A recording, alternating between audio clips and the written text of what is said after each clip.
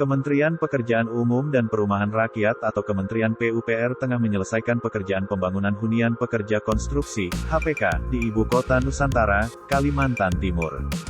Dilansir dari Kompas.com, Direktur Jenderal Perumahan Kementerian PUPR Iwan Supriyanto mengatakan, pembangunan hunian pekerja konstruksi berupa rumah susun-rusun senilai Rp567 miliar tersebut ditargetkan selesai awal tahun 2023. Kami terus memantau dan mempercepat pembangunan hunian pekerja konstruksi di IKN, kata Iwan dalam keterangan tertulis, Kamis, tanggal 17 November tahun 2022.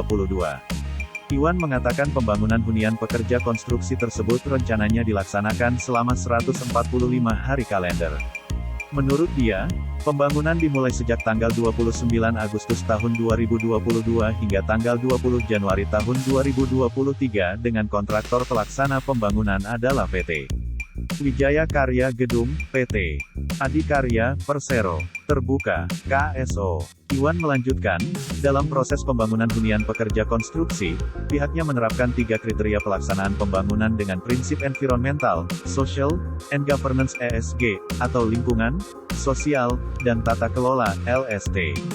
Pertama, environmental atau lingkungan dengan menerapkan land construction dan green construction. Kedua adalah social atau sosial yang bertujuan memberikan fasilitas yang lebih layak bagi para pekerja konstruksi yang membangun IKN. Ketiga, governance atau tata kelola perusahaan yakni membangun tata kelola konstruksi yang lebih rapi, sehat, efisiensi dan efektif, ujarnya.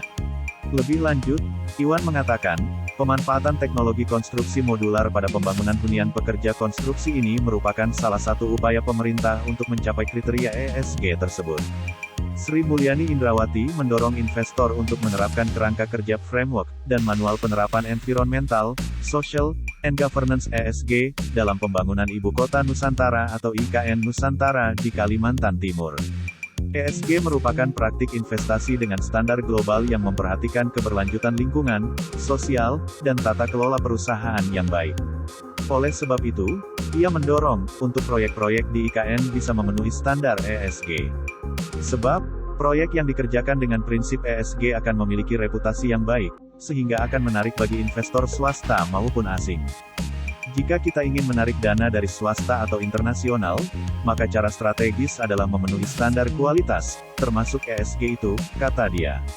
Menurutnya, pemerintah masih mengutamakan partisipasi pihak swasta dalam membangun IKN Nusantara karena APBN hanya akan membiayai sekitar 20% dari total kebutuhan pendanaan. Selain mendorong investor untuk menerapkan ESG, ia memastikan para kementerian yang terlibat dalam pembangunan IKN juga akan menerapkan kerangka ESG, seperti Kementerian PUPR.